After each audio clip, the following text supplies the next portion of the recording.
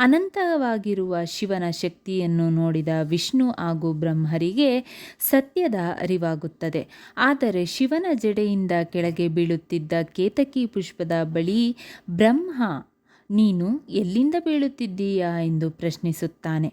ಆಗ ಆ ಪುಷ್ಪವು ನಾನು ಅಗ್ನಿಕಂಬದ ಶಿರದಿಂದ ಬೀಳುತ್ತಿದ್ದೇನೆ ಎಂಬ ಉತ್ತರ ನೀಡುತ್ತದೆ. ಆಗ ಬ್ರಹ್ಮ ಶಿವನಲ್ಲಿಗೆ ಬಂದು ಕೇತಕಿ ಪುಷ್ಪವನ್ನು ತೋರಿಸಿ ತಾನು ಅಗ್ನಿಕಂಬದ ಶಿರಭಾಗವನ್ನು ನೋಡಿರುವುದಾಗಿಯೂ ಅಲ್ಲಿಂದಲೇ ಕೇತಕಿ ಪುಷ್ಪವನ್ನು ತಂದಿರುವುದಾಗಿಯೂ ಹೇಳುತ್ತಾನೆ. ಇವರಿಬ್ಬರ ಮೋಸವನ್ನು ಅರಿತ ಶಿವ ಬ್ರಹ್ಮನನ್ನು ಯಾರೂ ಪೂಜಿಸಕೂಡದು ಎಂದು ಶಾಪ ನೀಡಿ ಲಿಂಗರೂಪ ತಾಳುತ್ತಾನೆ.